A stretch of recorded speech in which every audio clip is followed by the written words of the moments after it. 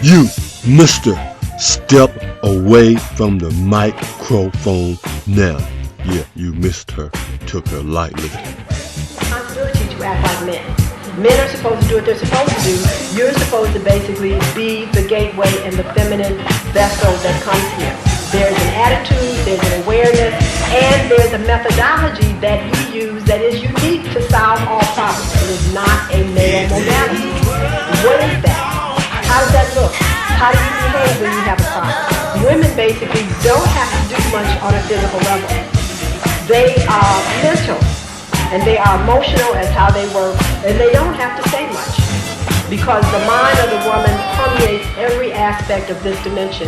So you don't need a telephone if you want to communicate.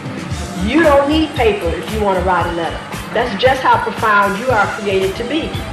So when you get to busy wanting to be active, or what we call the yang principle, and moving around and shuffling stuff and get real vocal and a whole bunch of other things, you totally shut down all of this information that works through you so that you can be a stationary home body.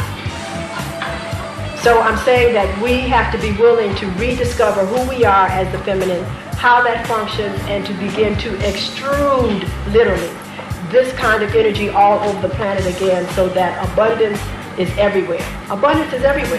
You know, I love the Saudi Arabians because they show me that even on the desert, you can know abundance. They ain't got nothing but hot air, sunlight, sand, and underneath oil, and they are one of the richest countries on the planet. So if you have water and fauna and flora and sunlight and everything, how could you know poverty? But you know it because it's in your state of consciousness. So I'm saying that you can make anything wealthy. You can make anything work for you. But first of all, you have to be willing to see the opportunity and to then basically use it for what you need it for. And this is the insight of the woman. She talked about Helen Keller.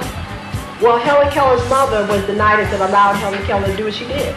Because she didn't see this as an animal on the floor scrubbing and fumbling around here as a disgrace to the family.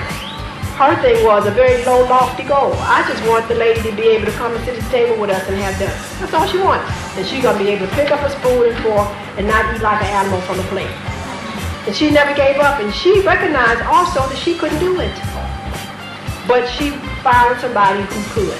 And she was willing to trust, to get the help, and because she held the vision. See, the mother does the greatest thing. It doesn't mean that you have to physically do it. She held the vision.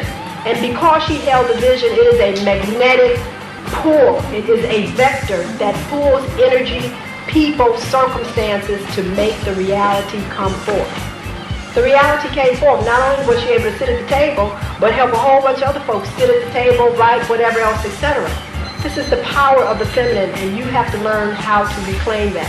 But you have to accept what you have. The universe is not a curse. It is a gift. It is a great gateway.